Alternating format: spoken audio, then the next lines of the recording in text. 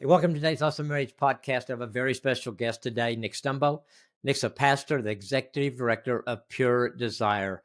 Nick was addicted to porn nearly 15 years ago. He and his wife found hope and healing through the counseling and group ministries of Pure Desire. His public disclosure as a pastor to his church body led to a revival of forgiveness and healing and the launch of recovery groups for men and women. Pure Desire and the Barna Group have conducted a new study on the impact of porn on Christians in the church, and that's out now. Most of you know that I'm passionate about helping people with porn. Nick is on the front line of the fight. I think this is an important podcast for all of us, whether we're all going to be affected by porn in one way or another. Let's go to the studio and meet Nick right now. Well, Nick, welcome to Awesome Marriage Podcast. I'm so excited about having you today, about this conversation, about a topic that I think is on both of our hearts of trying to help people. And so I'm so glad you're here today. Thanks for coming. Oh, thank you so much for having me. It's a privilege to share about this and help people further a conversation that can be very difficult to have. Absolutely. Very difficult to have for so many people. So let's just jump into Pure Desire Ministries. Barna Group have a new study out on how pornography is impacting Christians. So were any of those findings in the study surprising to you? I think so. You know, we were looking around. This is the world that we do ministry in and trying to help men and women break free from all kinds of compulsive sexual behavior. And so we hear people speak on this topic, and I would realize, oh, that stat is from 10 years ago. That stat's from 12 years ago. That stat's 20 years old. And we were looking around, what new has been done? And there really isn't much out there. There were a few anecdotal studies done, usually on college campuses. But in terms of understanding broadly what's happened in the church, and over the last 7-8 years, we have lived through the COVID epidemic. We've seen incredible shifts happen in our culture with gender fluidity. We've watched the Me Too movement kind of come and go, and wokeism and all that, and just wanted to know, what impact is this having on the church and on Christians? Because I think it's an area that we want to feel like we've done something. We want to feel like there's progress. Well, hey, of course, everyone knows this is going on, and I'm sure people are getting help. And we wanted to know, are people doing better or not? And so to ask that question, are you viewing pornography? That's always the starting point of, are the percentages going up or down? And I'm sure most people probably won't be surprised to know the numbers are continuing to grow. We found that the average number now is 61% of the general population and 54% of practicing Christians. And so the survey did clarify, like, someone had to express that their faith was important to them and they go to church regularly, then they were categorized as a practicing Christian. And so it's, in my knowledge, the first time in history that a majority of church-going Christians would say, to some degree, I'm viewing pornography. And that would include men and women. So if you break it down, it's over 70% of Christian men, but it's a full 40% of Christian women. Practicing Christian women say, yeah, I'm viewing pornography as well, at least on an occasional basis. And so I think in that regard, like, it's surprising because, yeah, we know people struggle, but when we actually see numbers and know these are people sitting in church week in and week out, and there's a majority of us that would say, I need help. And that was maybe the stat that I would partner with it, that to me was very surprising. People were asked, who is helping you? And so this was only for people who marked that they do view pornography to some degree. They were asked the follow-up question, who is helping you avoid pornography? And they were given every possible answer of a spouse, a friend, a parent, a religious leader, a counselor, you name it, an adult I don't even know. And then, of course, one of the options was no one. And 84% of people marked no one. No one is helping me avoid pornography. And I think that captures the tension of the moment we're in, that a majority of us say, this is a battle in my life. And the vast majority of those people say, and I'm all alone in this battle. It's just me trying to not do the thing I've been doing for a long time.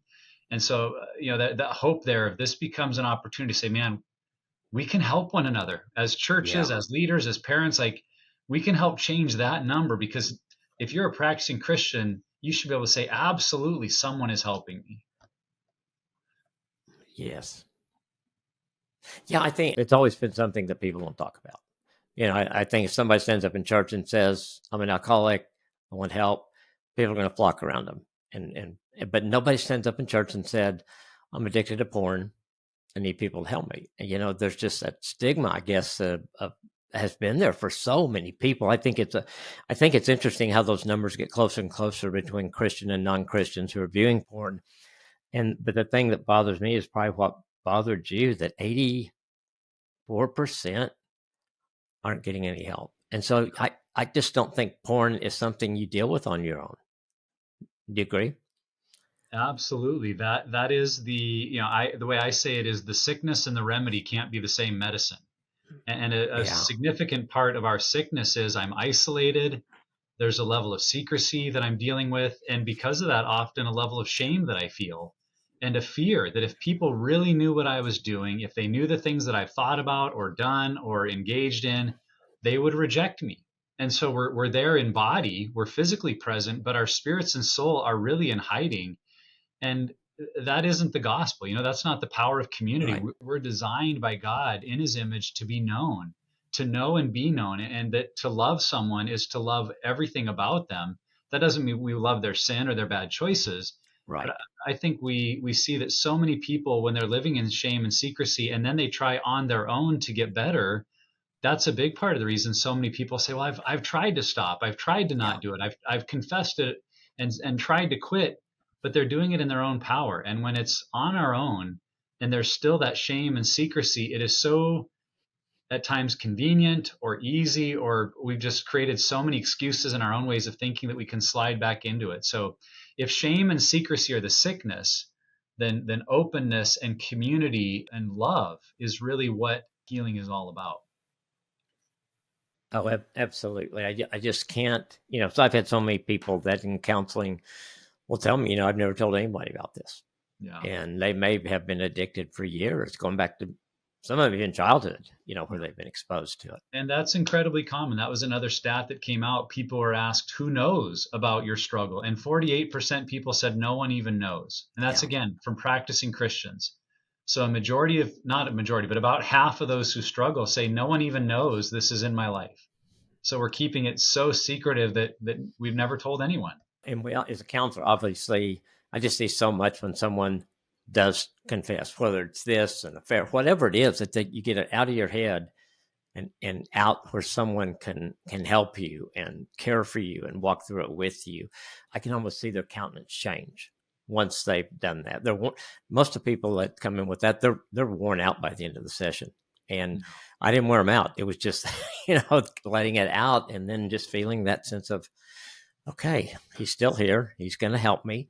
He didn't call me names or tell me how bad I was. And I think people need to know that there are people there to help, like Pure Desire, like Christian counselors that can walk through it with them.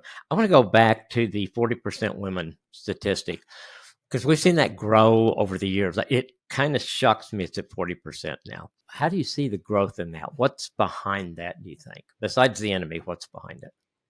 Some of what's driving that growth is younger women. When you break it down by generations, millennial women, so that's women in their mid 30s to late 20s, and then Gen Z women, so women in their early 20s, those numbers are much higher. 62% of millennial women, 64% of Gen Z women say, yeah, I'm struggling. I'm viewing it to some degree.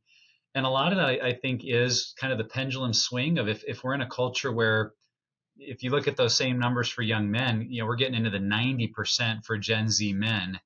And you think about if that, college men are virtually all engaging in pornography to some degree, I think there's a curiosity factor that women are like, well, what are all the guys into? The fastest growing demographic of porn consumption is college age women. Now, that doesn't mean they're the largest demographic, but it is growing the fastest. And I think we're seeing a culture that has so normalized sexual content that women who may not be as naturally geared to seek it out are wondering what are the guys into, or something is being shared with them, and they're kind of being pulled into something that then their brain reacts the way that God designed our brain to react to human sexuality and to nudity of someone of the opposite sex, of this draw, this intrigue, this pull of I want that. And the fact that it might be wrong, that taboo nature actually elevates some of our neurochemicals, which again, this is all woven into how God designed the brain to respond to intense situations and to arousal. But those systems have been hijacked by sin and Satan and are now being used to pull us into addictive behavior. And that can happen for women and it can happen for men. I would say at Pure Desire, the range of what women struggle with tends to be broader. Men are more visual, and so Hmm. there's a very typical pathway of pornography use that then can elevate from there. Women, it might be broader, of everything from romance novels to illicit chats to the kind of movies they watch. There's just more of a spectrum, but I think at the Hmm. heart it's the same, because men and women who said, "Yeah, I view pornography," they were asked, "Why do you view pornography?" And the number one answer for both groups, for men and women, was personal arousal. That we are being drawn into something that God designed to feel good. And even in a sinful way, it feels good. And it draws Sure. people back over and over. And that can happen whether you're male or female. Accessibility probably has something to do with those numbers, especially maybe with the younger people that have grown up with an accessibility that I didn't. I wasn't about to walk into a bookstore that sold pornography, and I just didn't want that. And so I think the fact that it's so accessible, Mm-hmm. I think makes a big difference too. Well, and we know that early child exposure is a significant indicator of later struggle or Yeah. later use of pornography.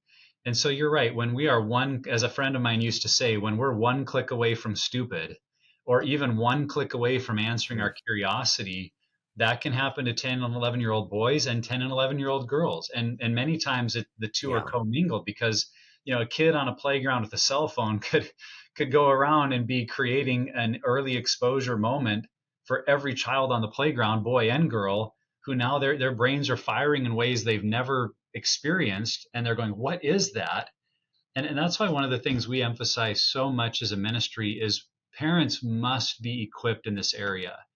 Because if we are the educators of our kids, if we have prepared them for that moment and we have helped create some scaffolding in their brain, if you will, for what they're experiencing, their ability to be resilient to that moment is infinitely increased. Versus if, as so many of us have experienced, unfortunately, we live in homes where nobody talks about it, nobody brings it up, we hope everyone's okay.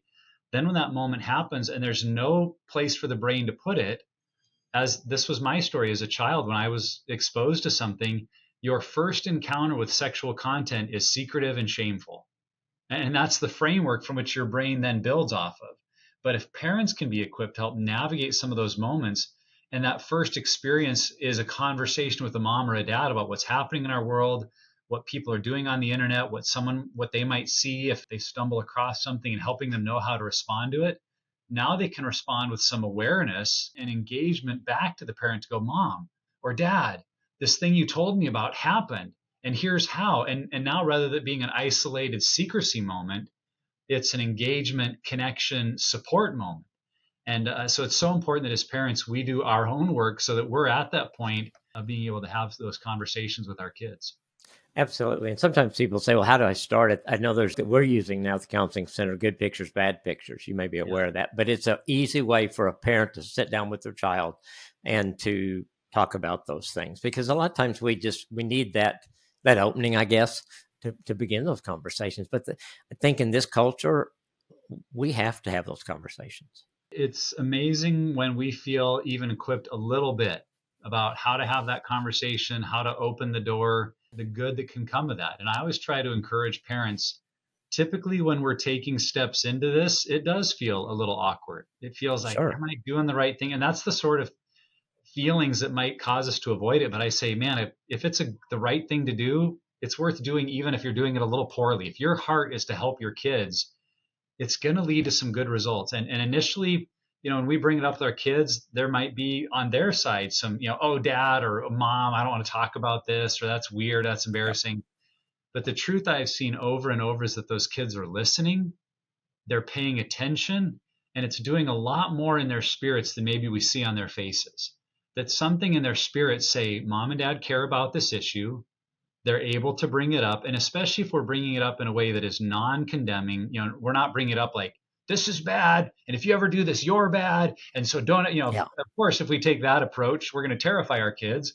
But the vast majority of parents I meet, that's not their heart. Their heart is to Yeah. say, there's some dangerous stuff in our world, and I'm trying to help protect you so that when you're an adult, you can enjoy sexuality the way God designed us to and not become trapped in some very cheap, sinful substitutes that are happening in our world.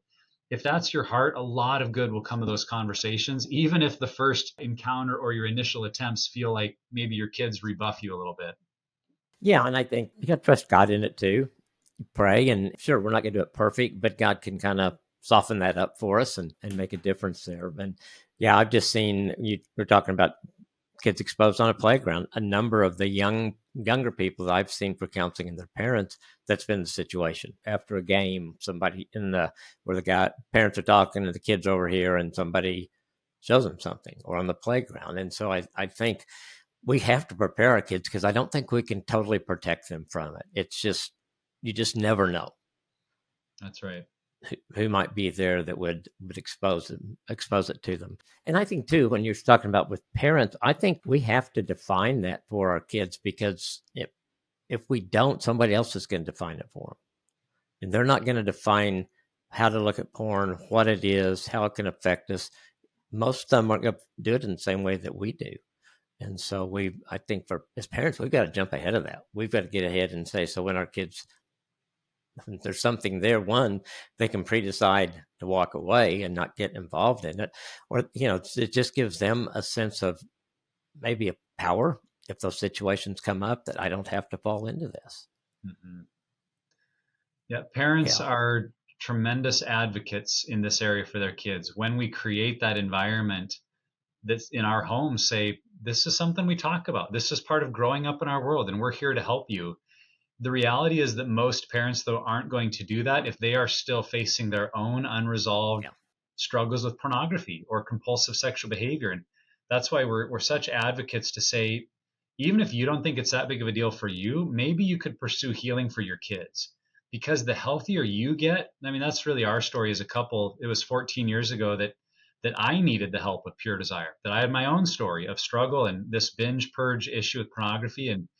And as we got healthy and faced our story, and I, really saw my behaviors changing, but deeper change happening, it just naturally became a part of the conversations we were having in our home, because my wife and I talked about it. We were open. We were telling our story to other people. And so we would just bring it up with our kids, like, hey, here's what's going on. Here's what might happen. Here's what you can do. And it wasn't this Yeah. forced, like, do as I say, not as I do. It was kind of an outgrowth of our own growth. And so if I could encourage parents in any one area, if they're like, well, where do I start? A real starting point is to say, how healthy are you? Yeah. Are you still dealing with some unresolved stuff or compulsive behaviors? Because if you will lean into your story, you will get some insights into how to help your kids that I don't know any other way to get there. And then yes, there's tons of great education and equipping material out there. Pure Desire just released some, so we've got that as well. But I can't emphasize enough how important it is that we do our own work so that we have a story to tell to our kids. That is such good counsel advice, because I think it is. And I think maybe that's, hearing this for some people will be a trigger. Okay, it's time I dealt with that. I haven't dealt with it, and I got to be able to talk to my kids about it. So I got to deal with my stuff. It's cool. Okay, let's jump back into the next question, and just kind of this one really, I'm interested to hear what you say. One of the common assumptions that was uncovered in the study is that you can view porn and still have a healthy sex life. So how do you respond to that? That stat was true even among Christians who believed that, yeah, you could be regularly viewing pornography and it doesn't impact you that much. And I think what we're seeing in that response is what happens in really any addictive behavior, that there is a system of rationalizing and minimizing and denying the behavior, because it's part of how the brain learns to live with ourselves and figure out what we're doing and not just go crazy of why am I doing this. And so we also see it culturally that says, well, it's just porn and everybody does it and it's really not that big of a deal. And I think that's a mindset that is integrated into the church, that I can over here have my normal healthy relationships, and then on this side once in a while engage in something like pornography, but that the two won't impact one another. And the truth, one of the things we know from brain science, and again, we talk about brain science, we're not leaving Christianity or faith behind, we're talking about how did God design the brain? And one of the realities we know about the brain is there are pleasure centers and neurochemicals that fire that don't know the difference between an artificial experience and a real one. And so there are parts of your brain that, if you're viewing pornography, are treating that experience as if it's a real person. The way that bonding chemicals are released, the way that pleasure is associated with what you're looking at, and to think that can happen over here and not affect my real relationships is really a denial of science. It's a denial of how the brain works, because we are meant to be integrated beings, that our brain and body are in harmony, our souls are all functioning together to be in community, and in a marriage to be in an exclusive relationship with that person. And so pornography is everything against that. But I think, again, we're seeing in the data an acceptance of a very worldly view that wants to explain away this as no big deal, when all of the data and science, and then I would add the results that happen in people's lives, because people viewing pornography are far more likely to get divorced, are far more likely to have an affair, as we found in the data, have much stronger representations of negative mental health state of being. It's clear that it impacts us on many, many levels. And so to kind of look at that and say, you know what, this is impacting me.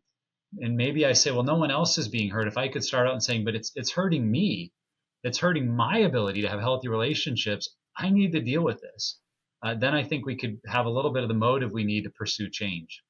Yeah, it's so good, because I think it just like so many things, I think in our culture, we've softened it. We've tried to, like you said, rationalize it or make it like it's not that bad, or it only hurts me. When from a counseling standpoint, I know it hurts us. I've seen the devastation it causes in the person, and then certainly in the spouse and the family situation, and how that, I've got a family I saw where the grandfather was addicted to porn, the father was addicted to porn, and the son, who I met when he was young and hated the porn, came back to me as an adult, and he also was, dealing with porn addiction. So Yes. it's something we have to get. Another thing that I always think of too, this is a billion, you probably know better than I do how many billions of dollar industry this is. They're not going to go away. They're not going to all of a sudden say, oh, we're hurting people, and so we're going to close up shop. They're just not. And so we've got to figure out how to battle it. Mm-hmm. There's such truth there. It is big business. It is big money. If you look at what's happening, there's thankfully a cultural fight happening against one of the largest porn companies out there, because of the ways that they have continued to perpetuate sexual violence and showing videos of minors and not taking them off the site. They are being sued. And what you're finding underneath the surface is they didn't want to take them down because they were making millions of dollars off those videos. Because in our depravity, the more outside the box, abusive, violent a video is, the more hits it's getting. And so I think that's a very well-made point. Sometimes we think of pornography as kind of this innocuous, inert object, like, well, it's just naked people. But if instead we think of pornography as a vicious, monstrous business that wants to overtake our relationships, and there's billions of dollars behind it, we realize, wow, we need a stronger response. We're kind of on the front end of seeing what happened in the cigarette industry a couple of decades ago, that for decades people wanted to say, oh, smoking's harmless and no big deal, even though voices as far back as the 50s and 60s were saying, no, it causes cancer. And we have research that proves it causes cancer. Even into the 70s, doctors were still smoking. Doctors themselves were like, oh, it's no big deal. It's just cigarettes. Who does? Right. Well, then in the 80s and 90s, we started to see the change of like, this is hurting people, and all the lawsuits and billions of dollars that got paid to victims. And do people still smoke today? Sure. But I don't know anyone that argues smoking is harmless, right? We've seen the dangers of smoking. And in many regards, with pornography, we are kind of on the front end of that same cultural shift, that there are people, even outside of religious faith, who are saying this damages relationships. This is hurting our young men. I mean, erectile dysfunction diagnosis for doctors for men in their 20s is skyrocketing. And yet we still have all these voices trying to say, oh, it's no big deal. Well, could it be those voices are actually paid voices by, billion-dollar porn companies? Sure. When we see the fight that we're in, not just at a religious, spiritual level, because there is that truth that on a spiritual level, we're walking this this character growth curve, right? That we want to help people overcome in their own lives. But on a larger scale, we're also in a cultural battle that we're a part of, either waging war against to see the world change, or accepting something that really is undermining families and relationships all over the world. So that's maybe a compelling point to think there's a larger narrative taking place than just my own integrity journey. Absolutely. You mentioned something about the porn and violence, and I think now that it seems to progress. And so if someone's watching porn and get the point that they need that kind of violent porn, that has to affect your marriage relationship. You just can't view and participate in something like that and it not affect your marriage. What you are describing is what makes pornography so dangerous. And we know this to be true in a lot of other addictive behaviors, that the brain and the body experience what we call tolerance and habituation, that what we're currently doing, because it wasn't designed to satisfy, doesn't give us that same high or hit or whatever we were looking for. And so whether it's drugs or alcohol or gambling or pornography and sex, we need a little bit more. And maybe a year ago we said, well, I will never do that. But now we find ourselves doing it because we're still just looking for the same level of high or excitement that we experienced before, but we need more and more. And so it does progress. And I'll tell you, it is a very sad place when someone comes for counseling or group and they've crossed lines. They are doing things that even disgust themselves, but they find themselves doing. They're like, why am I doing this? Well, it's this whole process of tolerance and the brain needing more and more. And so in your relationship, maybe you feel like, well, right now it's not impacting me that much, but it will. It's not just an inert thing that doesn't impact you. It is progressive in nature. That's what happens. And even if right now we feel it's manageable, if we don't do something about it, it will continue to grow. And by the time we see the impact on our relationships, it's often too late.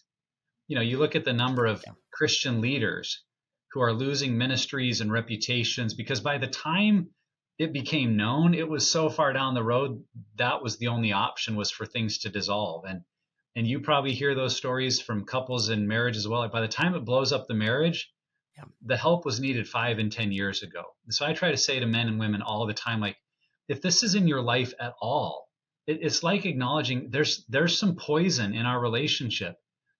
Wouldn't you do everything you could to get that poison out and not wait until it leads to some kind of death? I mean, that's what James chapter 1 in the Bible tells us, that it's our desires that give birth to sin, and that when sin is fully conceived, it gives birth to death.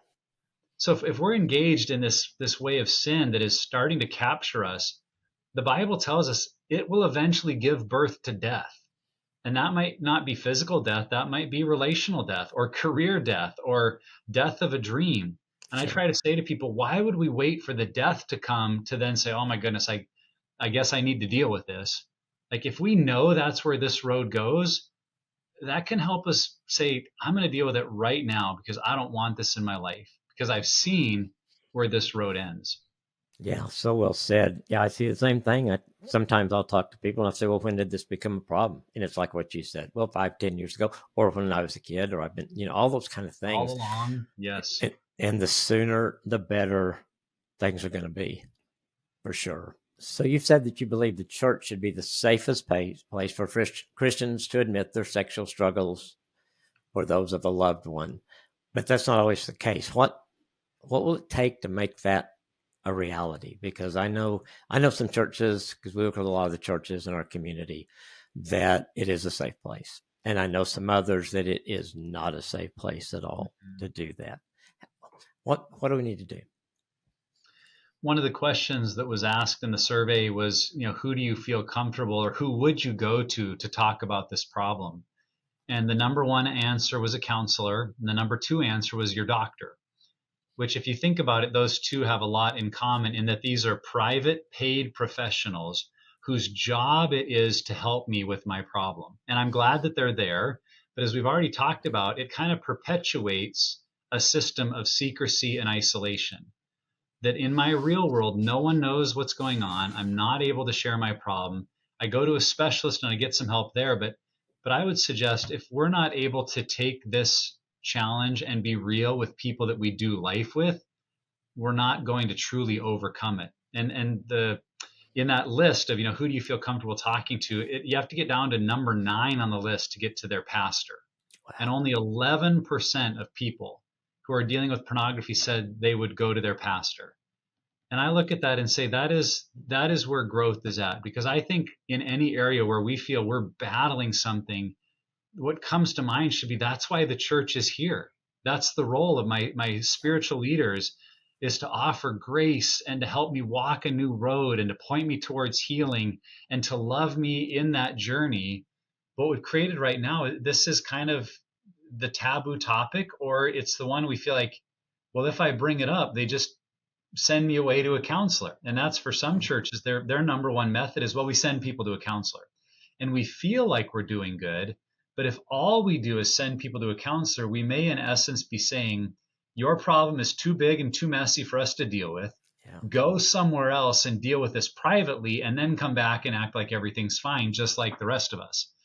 And so I think to get to what I see being where the church can help, or what it looks like, it's when churches say, this is a place it's okay not to be okay. To use sermon of Andy Stanley's there, like, you don't have to be perfect to be loved and accepted here. And then to specifically name something about sexuality, because I think what does happen, we give the you don't have to be perfect message a lot. And what people hear is, well, so if you struggle with anger or overeating or workaholic, like kind of these more acceptable vices, then you'll be loved. But our sexuality is so personal in nature and can have such a shame element behind it that what I find is people will really self-disqualify and say, well, yeah, but not my sin. Because if people knew like the kind of porn that I look at, or the lines that I've crossed, they would reject me. And I think, to be clear, for those that have that role in a church, from up front, for people to say that includes our sexuality. And if you're struggling with pornography, we have a plan. We're here to embrace and to help and to point towards freedom and healing. You don't have to, hide this.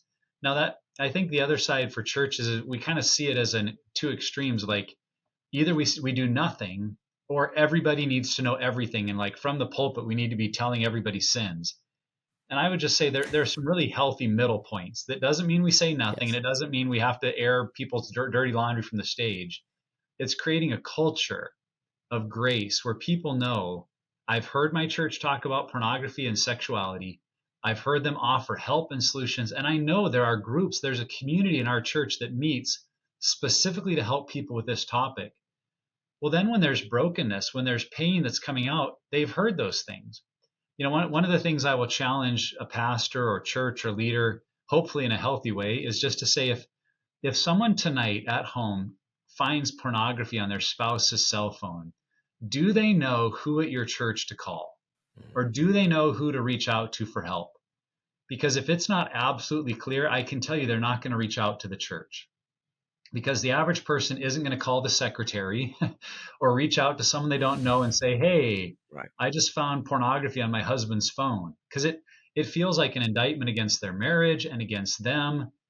They're going to go to a counselor. And so I say to churches, like, how could we create that response when if something does blow up in the marriage? They're like, you know what? Our church helps people in this very area. And I've seen that name and that phone number on the website, or there's that email. We're going to reach out. We're going to get help. And so many people that come to us here at Pure Desire, that's what we hear from them is, there is nothing in my community. My church is doing nothing. Now, that was also one of the questions in the survey was, does your church have a plan to help people with pornography? And only 10% of churches said they had a plan. In fact, pastors were asked the question. Only 9% of pastors said they had a plan. Wow. And 10% of people thought their church had a plan. So we're in about the same category there. But that still means that the vast majority of churches have no plan, have no ministry, have no opportunity to help a majority of their church that is struggling with this topic. And so I think that's the change point. The churches see, we can do this. We can be that safe place. We can create that environment. And if we do that, it's going to help a whole lot more people maybe than we realize. Absolutely. Yeah. And I think I know churches that are trying to get there. And I think we've got to. I told somebody just a couple of months ago, I was seeing, and I said, well, what about your pastor? Talking to him. That's not a safe place. My church isn't a safe place. And I told him, I said, let's find a different church right now. you need to have a place where you feel like you can walk in and you're loved and cared for and you're not condemned, and they're going to walk through this with you. And I think those churches are going to stand out, because being as big a issue as porn is, yeah, they're going to stand out, because at some point, hopefully everyone says, I got to get help. For sure. We are seeing So, a culture increasingly impacted, and people they're looking for a better way. And I think it is an opportunity for the church to be that light, to offer hope. This is what we saw because of our own story. I was able to bring my story to our church as the pastor and share, hey, we found healing, and we want to have that same opportunity for you. And when we did it as a church, it was really remarkable how many people were coming into groups, people that you would never have expected, like, this is touching your life. Yeah, it was touching their life too. And when the church helped people there, it just shifted the whole culture of our church to feeling like, man, if we can talk about that topic, we can talk about anything. If we help people with that topic, we help people with anything. And it really was, I think it was a game changer for being seen sure. as a safe place for people to get help. Yeah, absolutely. I was thinking, if a pastor was bold enough and the congregation was willing on a Sunday morning to say, everybody that's ever viewed porn, stand up. And I think you would probably see, well, I think if ever a man didn't stand up, I would be a little, I'd think, okay, where did you hide your whole life? Yeah. But people need to know that it is a problem, and you're not isolated, and you're not the only one that's dealing with this, and you're not the only one that's crossed those lines, and there is help and hope for you. You haven't committed the unforgivable sin, for sure. So if we got somebody today that's listening, they're struggling with porn, or maybe their spouse was struggling with porn, and so now they're dealing with betrayal. First step, what would you say? Do you talk to your spouse? What's the first step? We know we want to get somewhere to someone that's safe and accountable, but what would be the first step? That's right. Well, as we talked about, if we're in secrecy, if we're in isolation, it's how do I move out of that? How do I find a safe person that I can begin to open up about my story? And I would add that unfortunately, too many people have been told you need to go to your spouse right now and tell them everything. And I think the heart behind that is good, but what we have seen is the outcome is often very damaging. Because typically, if the spouse is the first person we go to, we are still stuck in our own denial structures that we are going to share a half confession, and there's always more to come. And it can create a very damaging cycle where there's more and more and more. And now the spouse is being traumatized that I don't know how to deal with all this, and they have all kinds of questions. So I would say there needs to become honesty and truth in the marriage, but that typically isn't the first step. That the first step is getting help. So it's not only telling someone, but as we advocate for at Pure Desire, it's getting involved in an intentional group environment that is putting other people who are having the same struggle together to walk a healing path. And Pure Desire groups meet in over 1,200 churches around our country. We have online groups, but there are a number of other groups that have groups as well. The Samson Society is a great one. There's even Sexaholics Anonymous. There's 423 communities and Pure Life Alliance, and places that say we're trying to equip people for a healing journey. And if you could begin to take steps for your own health, if you could begin to deal with the issue with other people that are providing that support, then I've just heard so many people talk about their journey, and they will say how a little bit of time, a month or two into it, they feel like they come out of a fog. They've been so stuck in their system, they can't even see accurately what's happening. And when they come out of that fog, then you can begin to piece together your story in a way that it would be appropriate to share with your spouse, because that healing has to take place in the marriage, but typically you need to do some of your own work first. And so go and see that counselor. If you sense you have a pastor that is safe, go and see them, and then look to take steps, not just with a professional helper, but into a community of support as well, because out of that community of support, then you'll be equipped to maybe take the steps in your relationship or marriage that you need to. There's so much wisdom in that, because I think you're right. Because I think when someone, if you can come to your spouse later and say, I have been addicted to porn, but this is what I have done. This is the help I'm getting. And now it's time that I confess to you, because I want you, but I know I'm on a path of healing, and you know, something like that in the appropriate time, because the wife is shocked. Now, I think the other thing probably is where I see a lot of time the wife does discover, and we're talking about men more than women here, but the wife discovers it. She either walks in on him, she's up on his phone.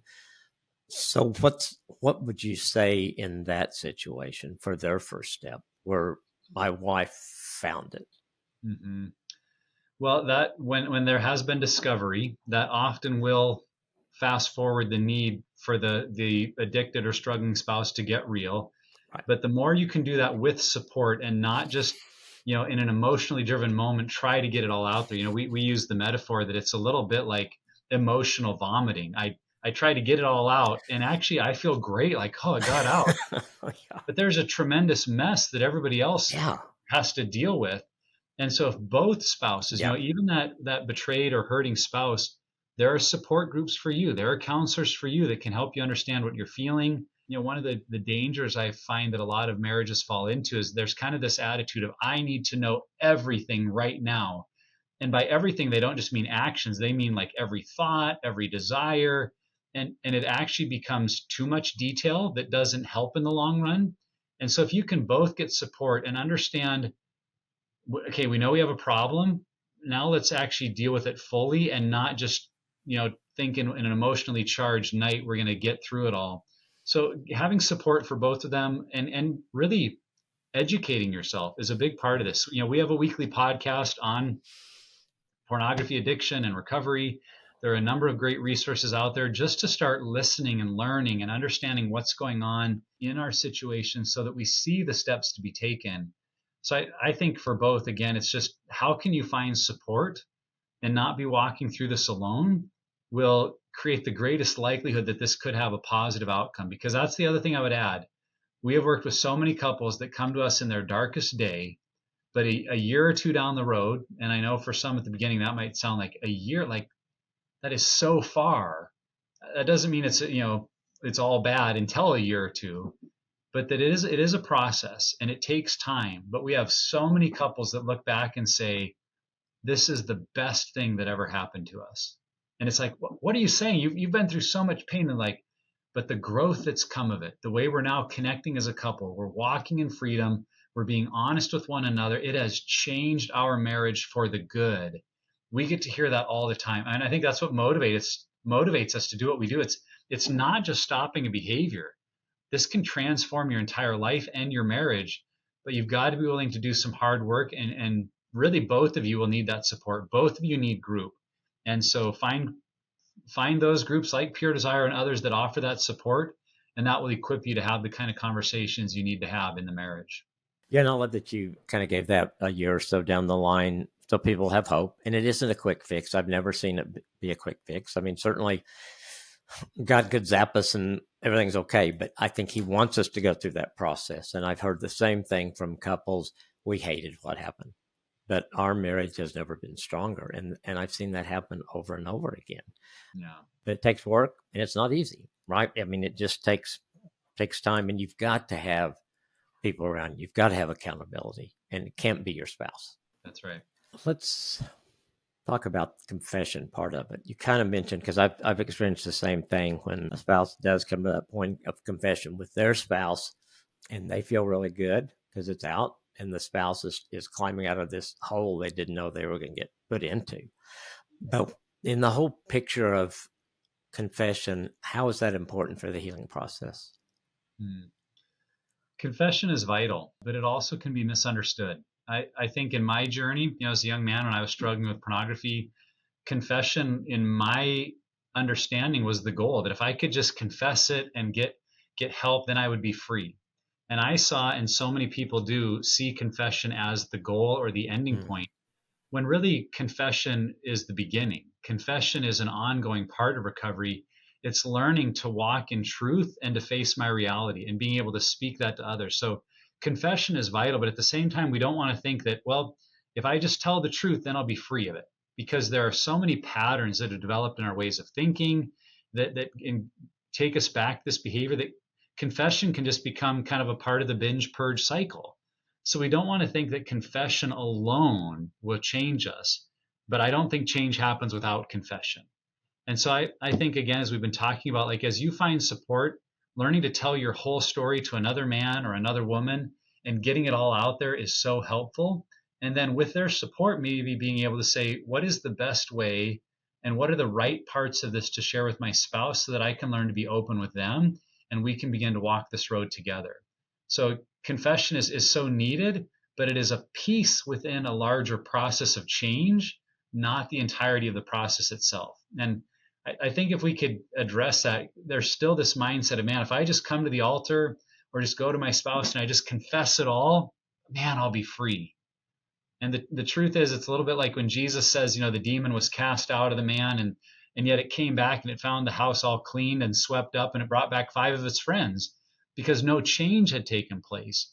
Confession might cast out the demon, but then we've got to fill our life with some other strategies, community, and ways of living differently so that the behavior doesn't just come roaring back, because that has been the experience of so many men and women. I agree. Absolutely. It is the first step. So I want to talk just a little bit more about accountability. We've touched on it. We've talked about how important it is to have someone accountable. But I've had guys that have had trouble either finding someone or getting someone that will really do what needs to be done as accountability partner. So give us kind of a definition. What does accountability look like to make it really work? That is the advantage of a weekly group being in, like a Pure Desire group, because you've got some built-in accountability partners that they are the men or the women that you are committing to be real with. What I like to say about accountability is we often approach it backwards. We do accountability by saying, I give you permission to call me anytime, check in with me this week and ask me how I'm doing, and I will tell you. And really, in that scenario, we have given someone else responsibility for our change, because now it's up to them to call, it's up to them to check in, it's up to them to carry that burden for us. When true accountability is about me learning to be responsible for my own actions and behaviors. And so it's saying to another man or another woman, I am committing to reaching out to you. And here are the times or days this week that I am going to self-report on these areas that I'm committing to making change in. And you're not going to have to hound me or chase me down. I'm going to be transparent. And on Tuesday morning, I'm going to let you know, have I been, faithful to my online commitments? Have I avoided those problematic areas? Am I being truthful with my spouse? And when we keep hold of the responsibility and we reach out, that's what accountability is, because accountability and responsibility really go hand in hand. And so we have to make sure that, yes, we do have people we can be completely honest with, but that we are holding the weight of that and not expecting someone else to look over our shoulder and make sure that we're doing it right. We're going to be the ones that say, no, I'm going to live a transparent life and I'm going to tell you how I'm doing. And because you hear that and you're a part of it, then I'm being accountable to you. Yeah, that's so good. I think that's exactly what needs to happen. And I've done accountability for some guys in the past, and I totally agree. If I was making the appointments, if I was doing all that stuff, I'm kind of rescued them in a way, or taking the burden off of them where that's part of their healing process.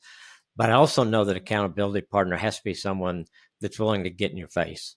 If you need somebody to get in your face, that loves you that much, that cares enough about you to get in your face if that's needed.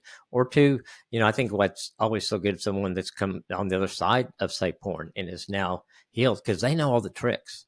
And so they may, you're not being able to fool that person. And sometimes you go through that, I think, before you really get down to letting accountability be what we need it to be for it to work for us. So yeah, I think it's such an essential part of it. And I've seen people try to do it without it, and I just don't think you can. I think we have to have that. Just like you said, we're created for community. I mean, Jesus had his community. And so if Jesus needed a community when he walked through this earth, we certainly need a community too. Let's talk about shame a little bit. We've touched on it. I think it's such a hard thing. I've had so many men say I had no idea how this was going to hurt my wife. I did not have any idea how this was going to affect her. So how can they begin to make peace with themselves and really begin to see them as God sees them? What's the process in that? It may be helpful to think about what shame really is, because I think we feel shame. We look at what we've done and our actions and we feel guilt. And so we're we're confessing or we're going to God with it. I'm sorry I've done these things. But shame is one layer deeper. That shame is usually associated with a sense of our value that says that there is something wrong with me, that I am something bad. And I find for a lot of Christian men and women, they will tell God or maybe even another person about the bad things they've done, but they still feel shame. It's because under the surface they think God has forgiven what they've done, but like, how can God forgive who I am?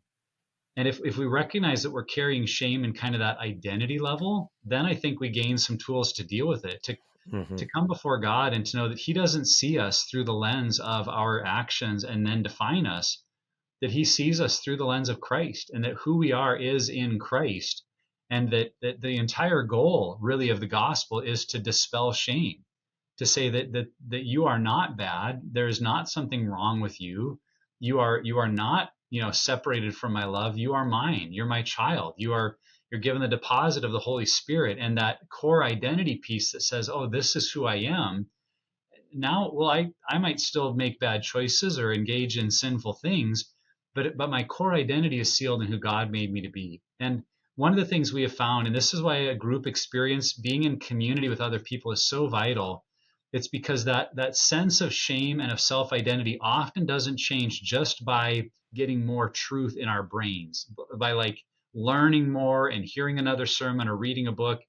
There's something about it that has to be experienced, because the shame that we have is usually rooted in our lives because of past trauma or experience where we inherited a message that says, there's something wrong with me, I'm not good enough, I don't measure up. And we need positive experiences of God's love and truth to overcome those negative experiences. And so it's in relationship with other people that the shame message really begins to be dispelled.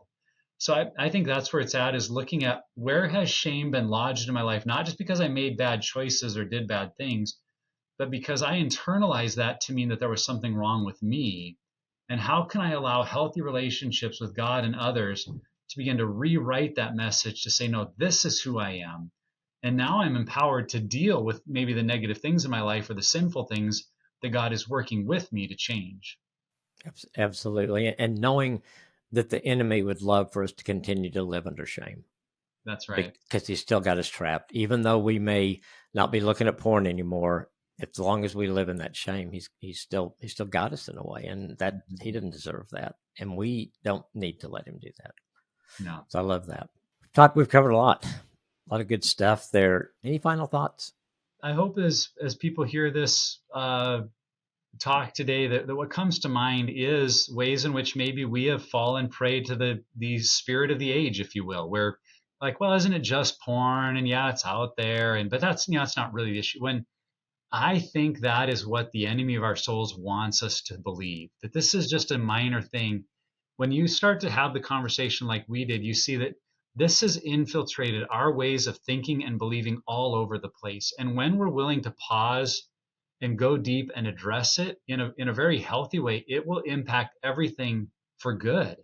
If we see the ways in which we have been wounded in our sexuality, in ways that we've engaged in behaviors that have just become part of our way of thinking, the freedom that we can experience is so much beyond just not doing the bad thing anymore.